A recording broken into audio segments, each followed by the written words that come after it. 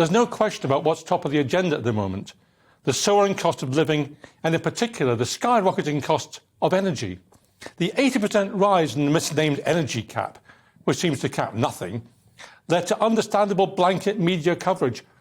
Although one voice we didn't hear was that of the Energy Minister, Greg Hands, or is it hands off? This really is no time for a paralysed Rip Van Winkle government. Meanwhile, we learn that a quarter of the country plans to turn its heating off during the winter. Already people are boiling kettles at weird hours to maximise use of the off-peak tariff. Understandably, the energy crisis has pushed Ukraine off the front pages, mostly. But in reality, the two issues are very much linked. Vladimir Putin, who expected to be able to take over Ukraine within a week of the invasion, now finds himself bogged down in a sort of World War I stalemate, except without the trenches.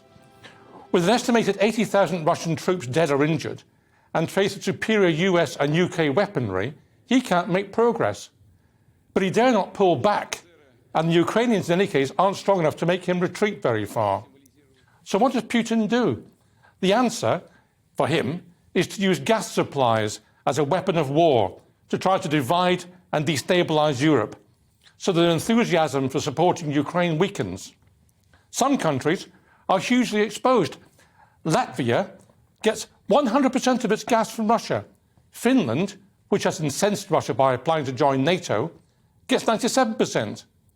Now, we in the UK get almost no fossil fuels from Russia, but we cannot be complacent. We have very limited gas storage facilities, and it cannot be assumed that the energy we get from places like France will continue to flow as countries like France face their own energy shortfalls.